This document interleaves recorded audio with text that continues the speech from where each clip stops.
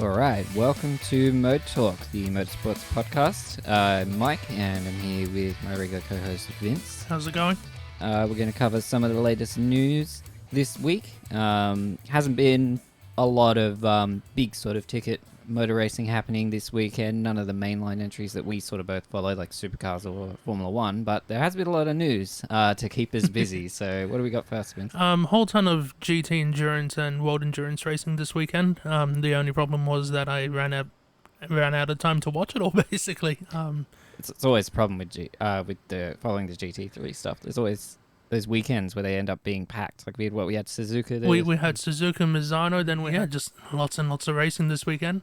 With the argument that we had about free to out was all on YouTube, which was great. Yeah, it was so much, and it was all free. One thing that's like interesting about that I didn't consider is you also when you do it on YouTube or you do it on Twitch or something like that, you also get the audience interaction. Yeah, which I actually think is something that you don't sort of get obviously when you're just watching on TV or watching on a Fox or streaming services or whatever. That the whole having a YouTube chat. I mean, look, YouTube chat can be reasonably toxic at sometimes, but usually they're pretty well moderated, so you don't get too much of that. But yeah, it was an element when I was watching some of the races this weekend that I realized that it's interesting just to see people talking about it, what people are excited about. And the great thing is too, a lot of what I've noticed is the GT racing and the endurance racing fans or patrons tend to be more technically minded too. So if something does go wrong, they try and digest it and try and figure out what went wrong and why. And yeah, well, even just talking about our strategy and all that sort of stuff, or stewarding decisions and just seeing the open conversation, whether it's informed or not, it's still just it's a fun element that can kind of keep you interested, especially with sort of the WEC stuff, which can be really long races sometimes. 6 hours. Yeah, it's good though. I like it. I usually just put it on while I do work at home or something and just have it on in the background. It's good. That's true. On with the news though, because we have to get to it eventually, right? Yeah, I guess so. We'll start off with a bit of local news. The old Wakefield Park circuit, new ownership. I'm not going to get into the politics of it because it did get pretty messy with the previous owners and state government and all that sort of stuff. But they're finally getting some remedial work done. So one of the big issues was noise coming from the circuit. They're putting in, dampening by putting in these engineered hills, and even talk of a building being put up to help shield the sound away from the area. It's going to be great when it's up and running in November, December, pending approval, because that Goulburn area has missed out on a significant amount of income since the track had closed. So it will be great to see that up and running. Yeah, it's one of those circuits that, it's got a bit of history. It's probably one that's not sort of on most people's radar, I guess, unless you're been watching Australian motorsport for a while. And it's not it's not Sandown, it's not Bathurst, no. It's not one of those sort of internationally recognised circuits. It is a good circuit, though. Well, it was a good circuit. I know they've been making a few changes to it. Because they've had to, obviously, like you were saying, they've got they're taking out some of the elevation to reduce the sound coming from the circuit and make it louder. I wish they were making it louder. Make it quieter. And just reduce the sound travel. And they're putting up like those the similar sort of barriers you get on the highways. Yeah. In order to stop some of that sound getting through into the neighbours, because that seems to be the biggest complaint, which is always it's always a tricky thing with racetracks, isn't it? The complaints about how loud they are and stuff. It's like, well, yeah, it's a racetrack. It's been there before the house. Yeah, a lot of those racetracks have been there before the houses were, so it's always an interesting argument to me. But look, I've never lived that close to a race circuit, so I don't know what it's like. But I mean, I live on a street where people use it like a race circuit. So, I mean, you get over it after a while. Yeah, I mean, I can't stop the hoons driving up and down. I got a nice, big, long, straight street, so the hoons like to all the way up the street. I can't do much about that. I'd rather have a race track. At least you'd be at a predictable timing, See, for me, I live about, maybe 15, 20 minutes max from Eastern Creek. Yeah. And on race day, I can hear them. If the wind's going the right way, I can hear them in my backyard. And that includes the dragway out there too, and the sprint cars. And a couple of times I've caught myself out going, a race is on. I'll drive over. Yeah. You know, that probably shows how much of a tragic I am. Yeah. But out at Wakefield, they're even going as far as resurfacing the track as well. Yeah. Which, you know, it's a performance gain, but it'll be good to see that track back on calendars, even with local production car racing. And Do you think someone like Supercars might go back there? I mean, we've got. I mean, at the moment for New South Wales, we've got obviously Bathurst, and we've got Eastern Creek. City Motorsport Park. It's always Eastern Creek in my books. Yeah, it's always Eastern Creek to me too.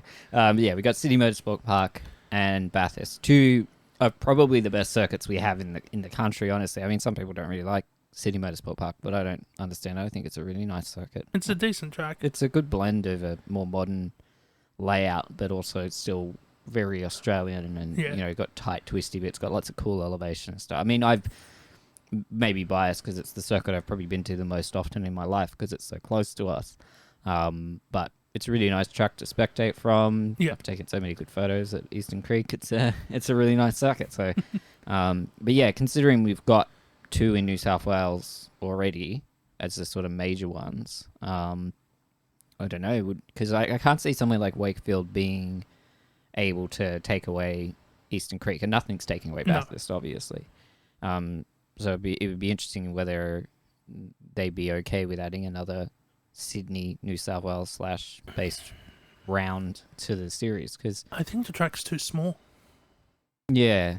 Like, I remember the Group A / early supercars used to go, but I think for the modern car, it's small. I don't see it being a possibility for modern supercars because they are quite large. It'd be interesting. I mean, we go to pretty tight and twisty circuits already. I mean, you look at Townsville last round, like that's not exactly, you know, lots of runoff and wide and all that sort of stuff. So I don't see why Wakefield couldn't hold a circuit. I wonder how viable the track is outside of obviously club racing and all that kind of stuff. If they don't have at least one major event like supercars to bring people in, because that's what's going to bring in the crowds, the crowd and the money that Goulburn, you know, has been missing since the circuit closed a couple of years ago.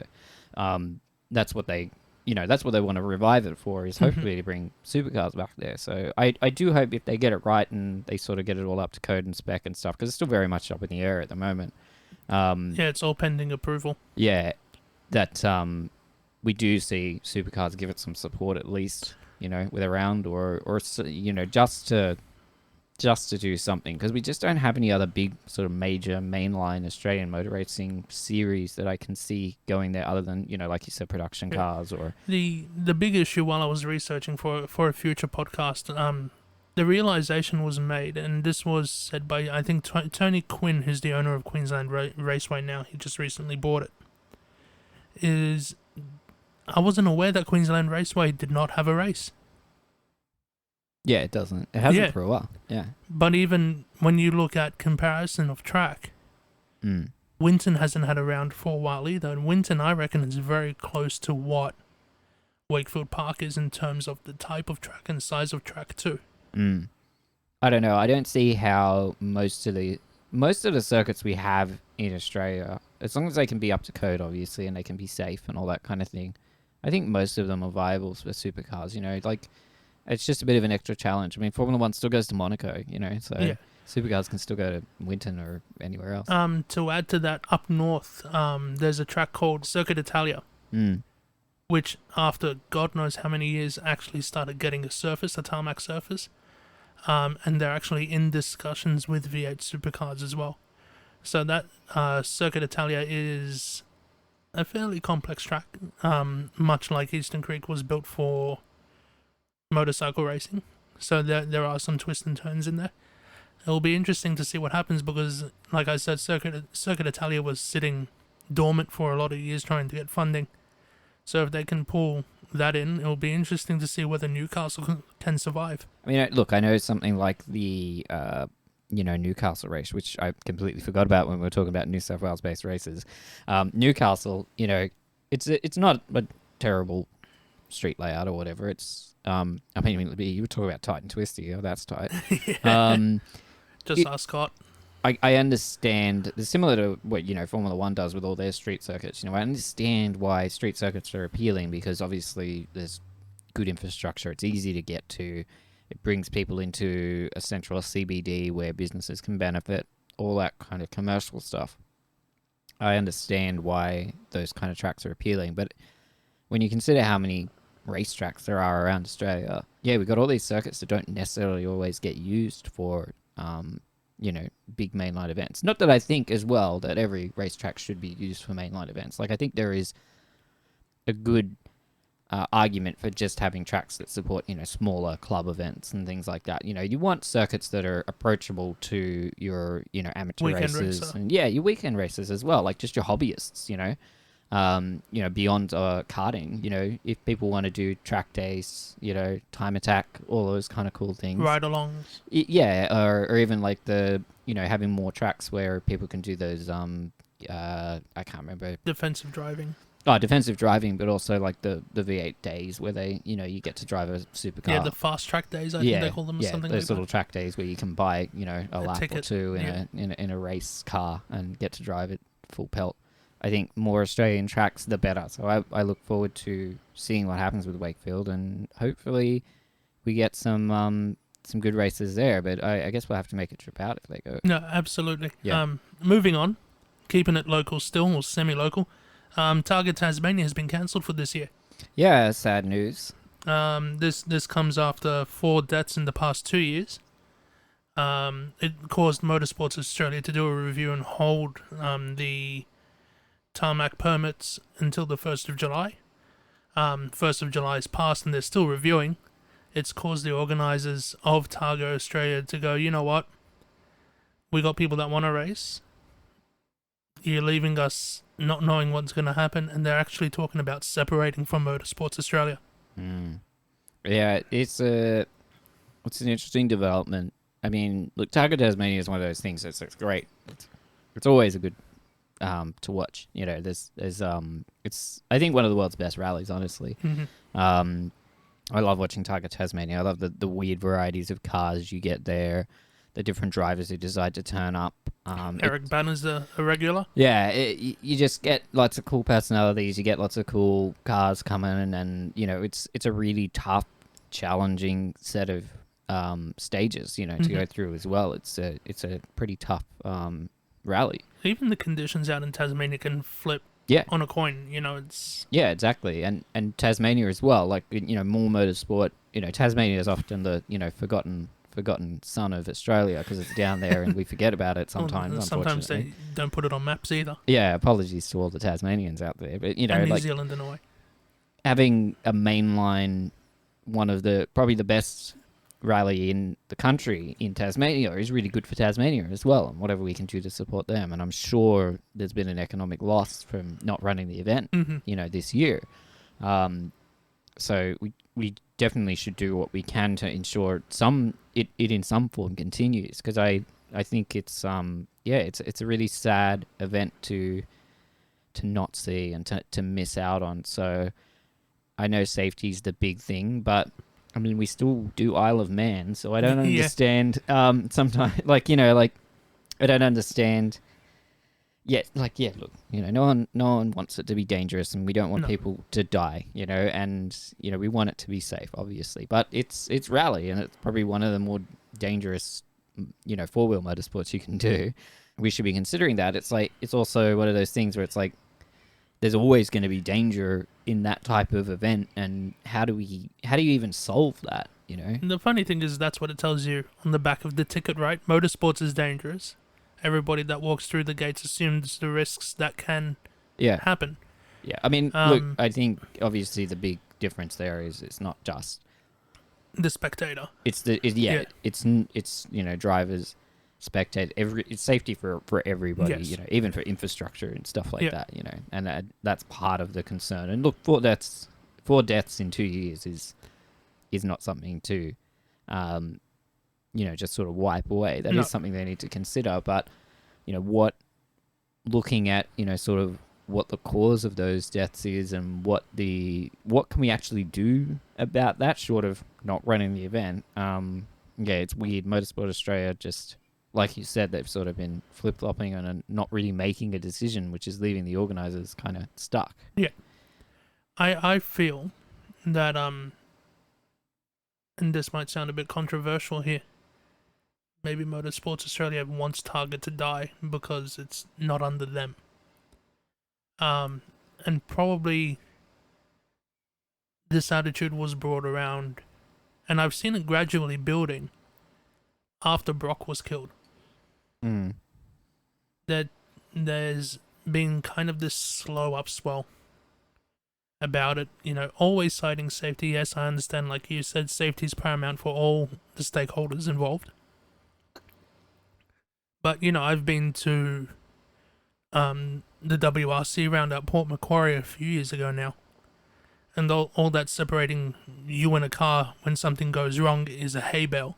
I don't know. It's, not just Targa Tasmania that's been cancelled too. There's Targa Barrier Reef, which I didn't know existed. So that's 2 Targa events out. Sponsors, organisers invest money into this. Yeah.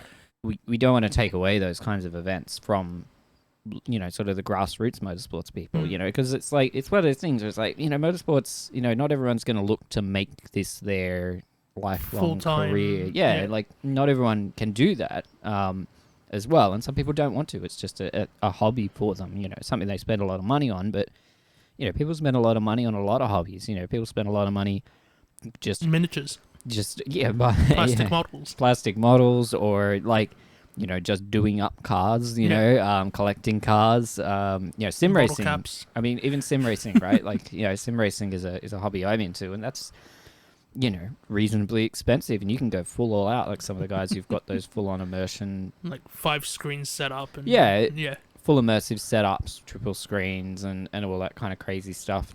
Proper motion rigs, and like people spend, over $100,000 on some of those setups. Like, it can be quite costly. So like, yeah, I think making sure we have events that support the hobbyists and stuff. And also I really do want to stress that, having events in somewhere like Tasmania as well, off the mainland, because it's a big, and it showcases the, some of the beauty of that particular part of the country as well, absolutely. which, you don't often get to see. I mean, Tasmania is one of those places I really want to go to at some point in my life. The funny thing is watching Targa as a kid, because that used to be on free to wear a fair bit. Yeah. Makes me want to go. Yeah, it does. It's one good for the event and one just to see Tasmania as well. Yeah, it's good for tourism, and it's good for motorsports fans, in Tasmania, because there's plenty of them down there. It's almost like our Goodwood, right? Yeah, and it is. It's like I was going to say, because obviously we can talk about Goodwood a bit in a sec as well, because that was running this weekend. Like it is kind of like our Goodwood in a way, and it's a showcase of all sorts of cool cars, and it's, not super professional. You've got weird and wonderful stuff there. It's not all just, as good as it is to watch the top class people driving, GT3s, supercars, Formula 1 cars, F2 cars, all that kind of stuff. Sometimes you want to see someone in a clapped out Ferrari 250 or something, just sending it. Or even a Dado. Yeah, or even like a little Dado, just that's, going sideways and brapping everywhere. Yeah, that's it, right? Like that's part of the appeal of it, and it's a big thing that I think we'll miss. So hopefully they can sort it out, because I don't want Targa Tasmania to disappear. Right. The Festival of Speed was at Goodwood this weekend. Pretty smooth running. 2 marquee car manufacturers both celebrated milestones. Yeah. Porsche and McLaren. Lots of beautiful cars on display. Yeah. Lots of weird cars on display. That's a definite. A fair few electric and hybrid cars as well starting to come through. Yep. I like Festival of Speed. It's one of those things. It's weird because it's not like a race. They're not really racing each other. They do get timed on the hill. They get the time stages and stuff, but there's like a rally aspect to it now too. Yeah, but it's not like super competitive. It's not super competitive. It's more about showcasing, the history of motorsport, the love of motorsport, but also, like you said, like some of the new things that are happening. Like Vettel was there with his with the old Williams, but using the biofuel, the new sort of sustainable biofuels, which was cool to see. I mean, it's always good to see. Caterham debuted. I got a soft spot for Caterham, so I got to mention them. They debuted the EV Clubman as well, which yeah. It was a bit of a I'm not sure about that one, but it's a cool event for seeing, celebrating the history of motorsport, seeing ridiculous old cars that you can never race anymore because they should never have been raced to begin with because they're ridiculously unsafe. Yeah. But Paper thin. yeah, but also to look at the future and to look at some of these new hybrid technologies and stuff because like people people can complain about the world going EV and electronic and all that sort of stuff It's with the the cars. next step. But that's the way we've kind of got to go. That's where cars, motorsports, everything's gonna have to at some point remove some element of the combustion engine. But there's all sorts of different strategies. Like I said, with Vettel, with the the new sort of more sustainable fuels. How can we we can still get performance, but we can do it in a safer way. Because I love cars and I love motorsport, but I also don't want the planet to burn. Yeah. So anything we can do to find that sort of happy medium, I'm down with it. So on to the next item. This one is kind of some really big news in a way, with Audi deciding to stop their customer sales of GT2, 3, 4, and TCR. Yeah. Obviously, because they want to put their funding into their Formula One program. The line of Audi racing vehicles, as I explained, will end production after the first quarter of 2024. So that's fairly soon. Yep. That's really, really soon. Currently, at the moment, across the three categories, there's over 1,000 Audi cars racing. Yeah. And they're going to have to let go of 14 factory drivers too. Yeah, so they've been running the R8 for a while in GT classes, in various different formats and forms. I mean, it's basically just a Lamborghini, but whatever. It's an interesting car. And Funny you say that. well, yeah. Get to Lamborghini as well, but it's sort of like, what does Formula One? How does Formula One sell Audi? What are they going to sell Audi based on when it comes to using Formula One as their platform? And I think what they're going for is the technology side of it, I guess. The e-tron stuff. Yeah, the same way kind of Mercedes is doing it. The same way a lot of manufacturers kind of are with Formula One and using it as like more of a, I guess, a technical showcase. Mm-hmm. To help sell their sort of mainline cars. Because, it's like until something like GT3 sort of starts supporting hybrids or electrics, you're probably going to see more manufacturers start to dive out of it, right? Because they can't put a car in that represents it. I mean, even look at something like the Honda, like the NSX, right? Mm-hmm. Which on the road is a hybrid. But when they put it in GT3, it's just a combustion engine. Because they can't run the hybrid systems, and they can't really showcase that part of the car, and so the car that they're racing isn't super representative of what they're trying to sell. And I think that might be part of what Audi's looking at, because I know Audi's sort of pushing and developing their whatever hybrid they're going to go with, whatever electric or hydrogen they're going to go with exactly.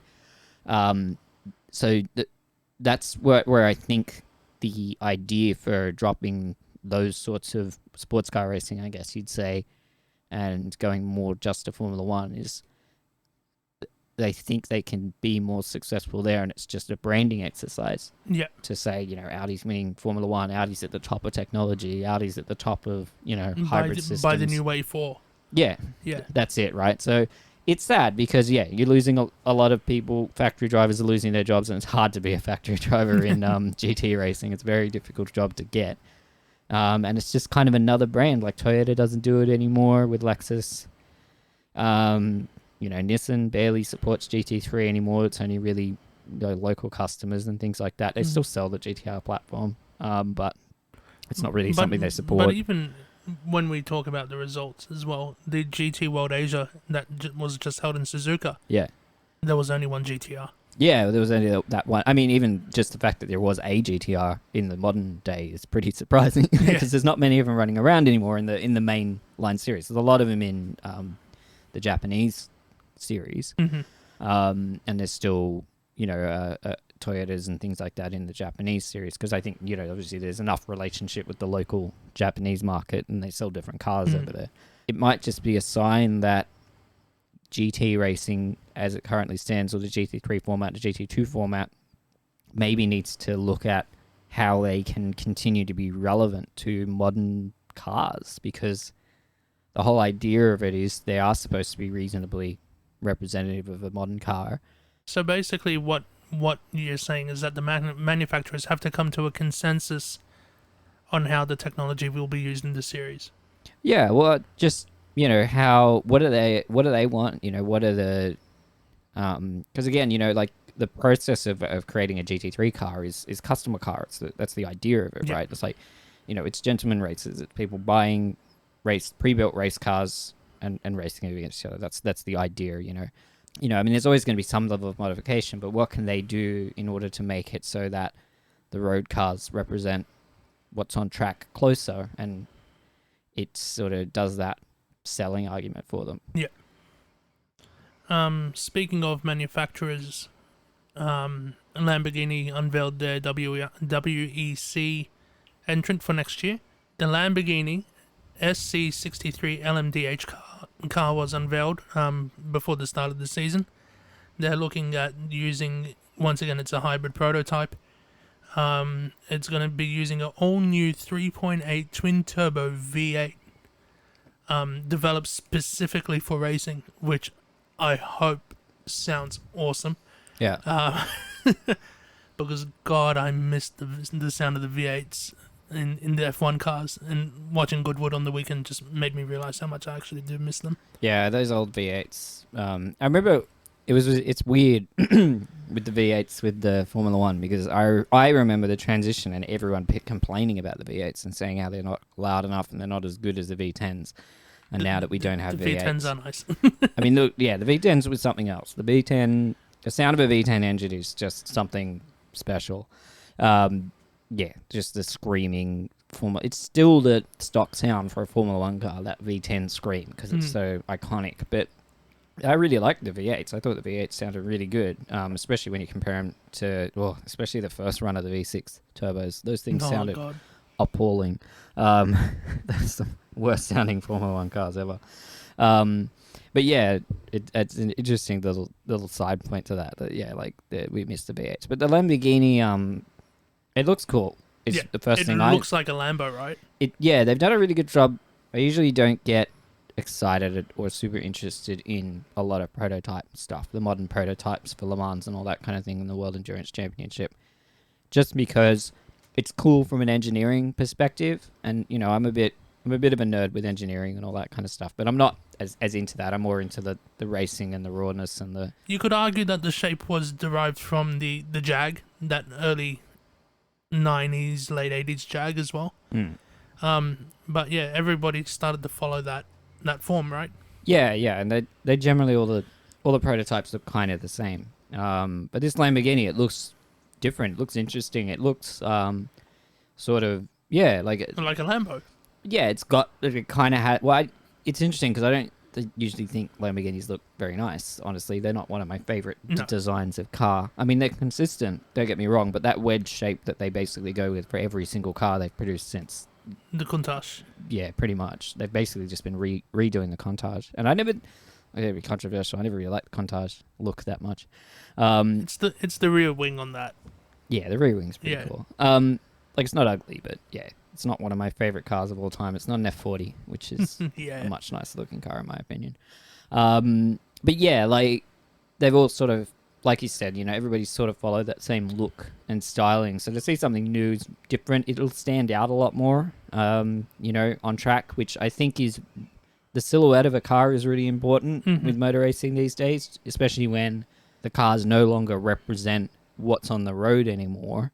Having a distinctive silhouette between a Lamborghini and a Ferrari is I think important, because teams are going to paint them in their own colors and all that kind of thing. You can't use that as a way to differentiate things. You don't want all the cars to just look exactly the same as each other, and that's the strength of that's always been the strength of the GT series, of the GTE and the GT3 classes. That that's why, as much as we can complain about BOP and the balance of performance system they have, I'd still rather have that than have a sort of silhouette platform similar to what we do in some other motorsports, because I like having the distinctive shapes and the different looks of the cars that you can look at. Mercedes and McLaren wet weather testing of a like a wheel arch slash mud flaps to control spray. They're still just trying to solve the problem of how do we make it so that we can still race these cars in the wet. How can we reduce the spray? Because that is the big problem of driving Formula One cars in the wet. It's not necessarily that the cars can't do it or the drivers can't do it. It's that it's very difficult to follow another car. And it's already difficult to follow another car in Formula One at the moment. There's already heaps of aero wash, even with all the changes we've made to the cars to make them better at that. Like, I don't understand why there's any pushback against having wheel arches on there. Like, if wheel arches on over the tires help at wet weather racing, I'm fine with them being there no matter what conditions are. You get what I mean? I think that it's should be a part of the design. Some of the purists will just go, well, it's not open wheel racing then because the wheels are covered. I mean, have you seen Formula One in the 70s and 80s when they were doing everything and weird, wacky designs? Yeah. And, you know, like some of those cars had six wheels, you know, like not many, but, you know, we had the weird fan car and stuff. Yeah, like there's just been so many...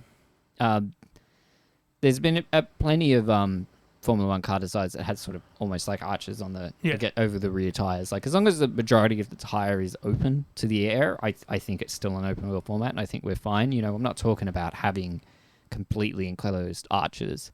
But yeah, I don't know.